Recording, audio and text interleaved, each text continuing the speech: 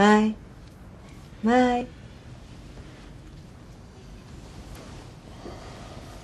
בוקר טוב. בוקר טוב. מה השעה? בכלל לבית ספר? לא מתוקה, תירגעי. עכשיו החופש הגדול. אתם ירמו אותי. 6 בבוקר.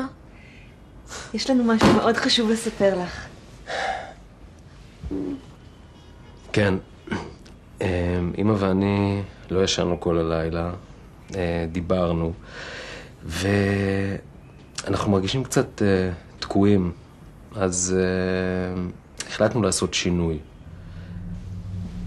מה? אתם מתקרשים? סוף סוף אני אהיה כמו כולם?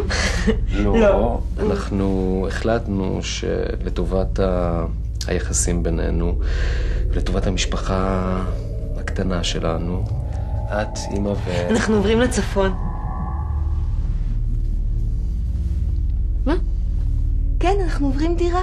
לצפון, למצפה חמציצים, זה ליד ראש פינה, מקום מקסים, אוויר נקי, שקט, יפה, נוף מדהים, אנשים כמונו, כמו אבא, כמוני. מה חמציצים? מה פתאום חמציצים? אני ילדה עירונית וכל החברים שלי בתל אביב. אני אוהבת מסיבות וסרטים, אני שונאת ירוק, מגעיל אותי טבע. אבא, אתם לא יכולים לעשות לי את זה. זה לא כזה אסון גדול. ותראי, היה לך נפלא במצפה חמציצים.